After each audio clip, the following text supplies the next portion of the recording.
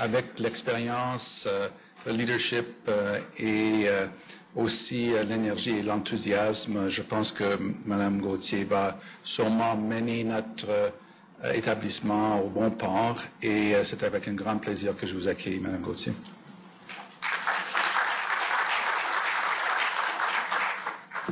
Bonjour à tous. Alors, ça me fait grand plaisir de l'invitation. Merci, Bill, d'être avec vous aujourd'hui. Ça m'a fait grand plaisir aussi ce matin d'entendre Jean-Marie, avec qui j'ai travaillé plusieurs années pour l'amélioration, l'évolution du centre de recherche.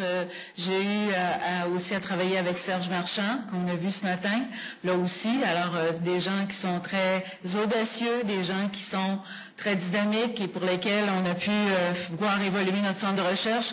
Et aussi Marek qui nous a prêté main forte pendant une année.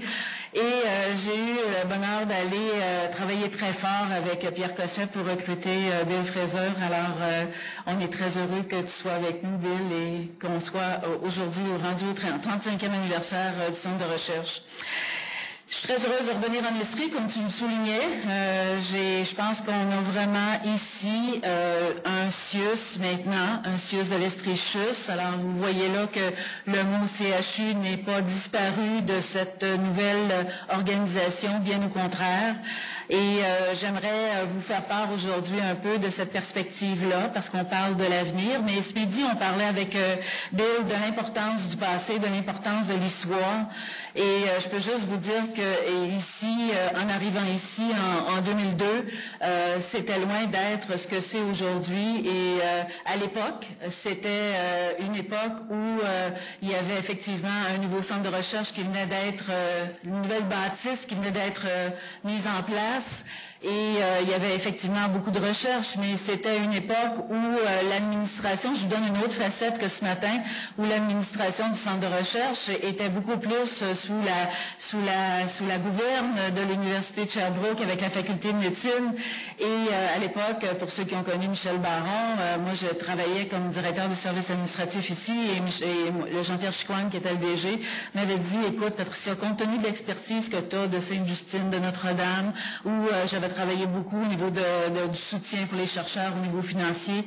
Et il m'avait dit, va donc voir au niveau avec la faculté comment on peut reprendre un peu l'organisation de la recherche. C'est sous le CHU, mais la faculté était très omniprésente. Alors, j'étais entrée dans le bureau du Dr Baron, puis il me dit, faites-vous-en pas, on s'en occupe de la recherche et de l'enseignement et de la recherche. Et donc, mais oui, mais j'ai dit, c'est le CHU, là, Michel, c'est pas la faculté. Alors, vous voyez là qu'on a fait un grand cheminement. Je pense qu'on a, de façon très respectueuse de part et d'autre, on est sur un site extraordinaire. On a vraiment tous les atouts nécessaires. On est ensemble, mais il fallait savoir comment on peut travailler ensemble. Et aujourd'hui, je pense que c'est beaucoup plus dans une perspective de partenariat qu'on peut voir vraiment cette évolution-là et non pas dans une perspective de un qui est plus alors les deux sont ensemble pour faire ensemble davantage et tout ça pour le bénéfice maintenant de nouvelle organisation de services que l'est le CIUS de l'Estrie-CHUS. Alors si j'y vais avec la présentation, c'est-tu avec la manette ou avec... Alors, le plan de présentation. Alors, le CIUS de l'Estrie-CHUS, une vision du CHUS audacieuse. Je pense qu'on a eu des hommes audacieux. J'ai même rencontré Dr Lebel à quelques reprises. Je peux vous dire que c'en était un homme audacieux, Dr Lucie aussi. Alors, dans ce sens-là, je pense qu'on poursuit cette tradition-là avec la volonté que le CHU intègre la nouvelle organisation du CIUS de l'Estrie-CHUS. Les moyens que nous nous sommes donnés, l'Estrie est un terreau fertile. On a parlé beaucoup ce matin des deux fleurs, la fleur de la faculté et la fleur du centre de recherche, la symbiose qu'il y avait entre ces deux fleurs-là, les couleurs qui s'agençaient. Alors, je peux vous dire maintenant qu'avec l'Estrie, avec le CIUS, on va avoir un terreau encore plus fertile pour ce modèle-là qu'on a voulu s'intégrer progressivement.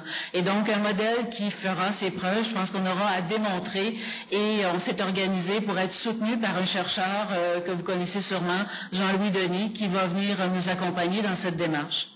Alors, la mémoire du CHUS, je fais relation avec la mémoire que le CHUS a fait, mais l'Université de Sherbrooke a aussi, je pense, la rectrice et le doyen se sont présentés en commission parlementaire pour encourager le fait que le CHU souhaitait, avec l'ensemble du territoire de l'Estrie, et un territoire de l'Estrie qui s'est agrandi avec Granby et Cowansville, donc une population maintenant d'un demi-million de personnes.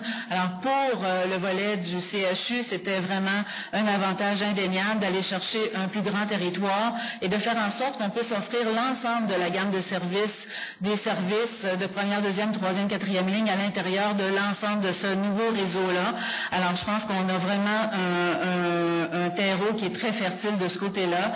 Et maintenant, on a une CIUS de l'Estrie qui comprend naturellement le CHU, l'ensemble des missions, naturellement, qu'on retrouve à l'intérieur d'un CIUS. Alors, je pense que c'est vraiment, ce matin, on parlait de l'intégration de la mission sociale avec la mission santé. Je pense que c'est un volet fort important qui devrait être en développement au cours des prochaines années aussi, d'une façon importante. Le fait d'avoir un institut universitaire de gériatrie, l'institut de première ligne qu'on a eu tout simplement juste avant l'intégration du CIUS au 1er avril dernier. Donc, un institut de première ligne, encore là, c'est plus au niveau social, mais qui va travailler de façon très étroite au niveau santé. Alors, encore là, pour être en mesure d'implanter les nouveaux modèles de GMF, pour être en mesure de venir soutenir le développement des communautés. Alors, je pense qu'on a vraiment là une complémentarité de nos 3 centres de recherche. On a aussi le volet réadaptation au niveau affilié. Mais donc, un CHU avec son centre de recherche et avec les 3 autres entités, on fait en sorte d'avoir vraiment l'ensemble des composantes à l'intérieur de l'ensemble des missions d'un CHU. Donc, je pense que c'était gagnant. J'étais pas la personne qui était présente ici. J'étais à Montréal à ce moment-là. Mais quand je regardais ce que l'Estrie est en train de se préparer pour le mémoire, j'ai eu quelques consultations là-dessus aussi en me disant qu'est-ce que tu en penses. Et je trouvais que vraiment c'était la meilleure chose à faire pour l'Estrie et le gouvernement l'a approuvé. Alors, je pense qu'on a à faire nos preuves, mais je peux vous dire, je rencontrais l'Assemblée des médecins du CIUS au mois de juin dernier et il y a un médecin chercheur d'ici qui a posé une question en disant « Est-ce qu'on a perdu notre CHU? » Et là, je lui ai répondu, j'ai dit, on va vraiment mettre en valeur le CHU d'une façon encore là plus importante et ça pour au bénéfice de notre population. Alors, je pense qu'on va vraiment avoir une valeur ajoutée et il y aura la protection du CHU à l'intérieur de cette nouvelle entité. On s'est donné les moyens pour le faire et je pense qu'on va aller beaucoup plus loin que d'être demeuré indépendant de cette nouvelle organisation, de cette réforme. Alors, les moyens que nous nous sommes donnés depuis la création du CIUS, alors le maintien des centres et instituts de recherche, donc les 3 centres de recherche reconnus sont vraiment d'une façon demeurés tels quels avec les directions scientifiques des 3 directeurs scientifiques.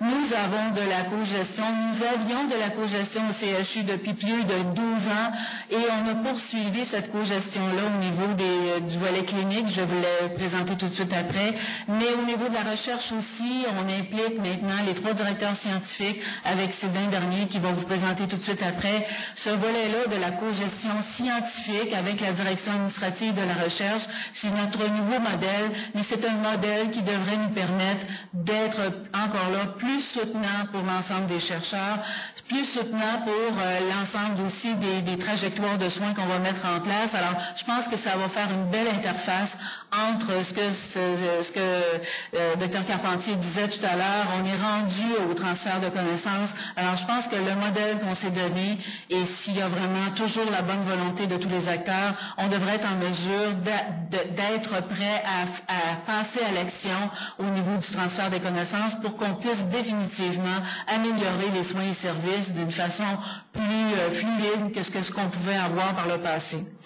Le projet de transformation qui vise l'intégration de missions universitaires dans les trajectoires de soins et services. Alors, au niveau du CIUS de l'Estrie-CHUS, il y a 6 trajectoires qu'on va mettre en place. On profite de cette nouvelle organisation de services avec l'ensemble des missions pour faire en sorte qu'on puisse, avec les 10 directions cliniques de l'ensemble du territoire, on parle d'un territoire assez vaste avec la population qu'on vous a mentionnée. Alors, on va être en mesure d'établir une trajectoire pour le cancer.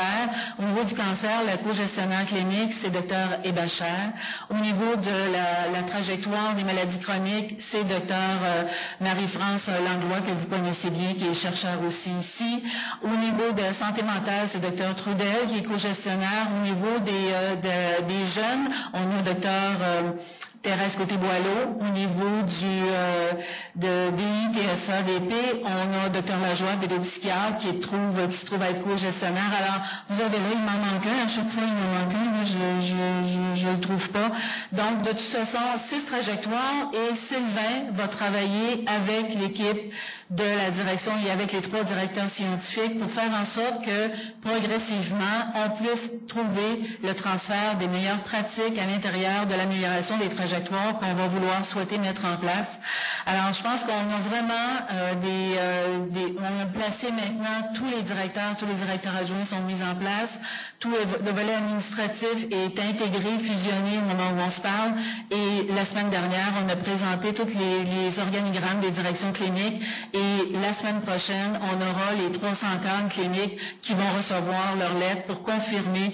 On a trouvé le moyen de replacer tous les cadres cliniques dans la nouvelle organisation. Alors, je pense qu'on sera prêt dès le début, après les fêtes, de commencer la nouvelle organisation de service. Et déjà, les cartographies des trajectoires sont faites et tout le monde est prêt à passer à l'action de dire comment on peut améliorer nos trajectoires. Tout le monde souhaite améliorer l'accessibilité, les délais, améliorer la qualité des soins et services aux patients, qu'on puisse avoir des meilleurs résultats pour les clientèles qu'on veut cibler. Alors, je pense qu'on sera à l'œuvre à ce moment-là avec les nouvelles instances. On s'est donné aussi, en termes d'instances de gouvernance, on a un nouveau conseil d'administration qui commence, le premier conseil commence la semaine prochaine, mais il y aura un comité stratégique de la recherche au conseil d'administration. Comme il y en avait un au CHU, il y en aura un maintenant dans la nouvelle entité. Alors, on va regarder de très près la surveillance, de s'assurer que cette mission universitaire-là va bon train et qu'elle évolue et qu'elle va contribuer à l'amélioration des soins aux patients. On a mis déjà en place, avec Dr. Cossette et d'autres, un autre doyen de la Faculté des sciences humaines, un comité avec les 3 directeurs scientifiques, un comité plus tactique pour regarder, tout à l'heure on disait, il ne faudrait pas que les projets qu'on a déjà en train de se mettre en branle tombent entre 2 chaises et qu'on attende trop longtemps. Donc là aussi, on a déjà mis en place depuis le mois de juin dernier ce comité-là pour être en mesure de suivre les projets qui sont en cours. On sait qu'il y a des projets qui sont sur la table à dessin et pour lesquels on a à y travailler. Puis on a au niveau opérationnel des projets aussi plus concrets qui vont se mettre en place, tant pour le volet enseignement que pour le volet recherche. Et il y a peut-être un petit mot aussi pour vous dire qu'à la direction des finances, on a mis en place une personne, Claude Gaulin, qui est ici, le volet de tous les partenariats économiques. On sait qu'en recherche, de plus en plus, vous avez des liens, tout à l'heure on en parlait, des liens avec les différentes compagnies. Il y a des compagnies qui veulent faire affaire avec le centre de recherche, qui ne savent pas trop à qui s'adresser. Alors, il y a une porte d'entrée et donc Claude Gaulin va accompagner, il va diriger, que ce soit dans l'unité d'évaluation des technologies, que ce soit dans la direction administrative de la recherche, que ce soit auprès des chercheurs même ou auprès de d'autres milieux à l'intérieur du CIUS, on aura à ce moment-là Claude qui pourra soutenir ce développement-là aussi. Et donc, on a l'intégration du modèle de la mission universitaire dans le modèle de performance. On s'est donné un nouveau modèle de performance. On ne peut pas tout vous livrer tout ça, mais on a travaillé très fort dans les derniers mois pour se donner. On était 14 ex-établissements avec une agence. On est maintenant une seule et même organisation. Alors, il faut faire en sorte de se donner tout de nouvelles façons, un nouveau modèle de gestion. Et dans le modèle de performance qu'on s'est donné, l'intégration de la recherche s'y retrouve d'une façon importante. Je laisserai Sylvain vous en parler. Maintenant, quand on dit que l'Estrie, c'est un terreau fertile, on a demandé à Jean-Louis Denis, qui est un professeur à l'ENAP, bien reconnu, mais aussi tout récemment, depuis décembre dernier, il est le directeur du centre de recherche de l'hôpital Charlemagne. Alors, je cherchais à avoir un chercheur de l'Université de Sherbrooke, et quand Dr. Cossette m'a dit, Jean-Louis Denis est avec nous maintenant, alors effectivement, on a sauté sur cette personne-là pour lui demander de venir nous accompagner pour qu'on puisse évaluer quels seront les bénéfices de l'intégration du CHU à l'intérieur d'un CIUS, comment on devrait démontrer que ce modèle-là devrait donner des fruits pas mal intéressants et donc faire la démonstration de cette valeur ajoutée-là et comment on peut mesurer les impacts de ça et quel modèle de transfert de connaissances on devrait se donner. Alors, on a déjà fait la revue de littérature avec Jean-Louis Denis. On va la présenter au prochain comité de la recherche, mais essentiellement, il y a des choses intéressantes qu'il nous a dit au début. Bon, il dit oui, ça m'intéresse de voir un peu qui vous êtes. Il nous connaissait peu quand même, mais il voulait faire en sorte. Alors quand il nous a livré les résultats de ce qu'il a trouvé dans la revue de littérature, il indique que l'Estrie dispose déjà des composantes structurelles essentielles à l'actualisation des missions fondamentales d'un American Health Center, comme il a fait la recherche américaine, canadienne et au niveau de l'Angleterre. Alors je pense qu'il me dit, écoutez, vous avez vraiment là tous les ingrédients que ça prend pour avoir un terreau fertile. Déjà, on peut voir qu'ailleurs, dans les autres niveaux américains, on dit que 40% de ces organisations sont en pleine expansion majeure de leur hôpital ou de leur réseau physique dans lequel ils s'inscrivent. Alors, on voit que c'est la progression. Les gens font des regroupements. 37% se lancent dans une réduction de coûts. On est très conscient de ça aussi. On fait face à cette situation, donc à grande échelle et à grande mesure. 36% prévoient ou entament l'ouverture d'une nouvelle école, nouveau campus, axé sur une nouvelle profession en santé. Encore là, ici, on a déjà fait ça. La faculté a déjà fait ça avec le volet d'école des soins infirmiers et l'école de réadaptation au cours des dernières années. 31% changent leur structure de gouvernance ou les importants rapports hiérarchiques au sein de leur institution. Là aussi, c'est ce qu'on est en train d'établir, ce nouveau modèle de gouvernance pour faire en sorte qu'avec les 3 instituts que nous avons, l'un des 2 instituts et le centre de recherche, on puisse encore là mieux travailler ensemble pour l'ensemble des bénéfices de nos différentes clientèles.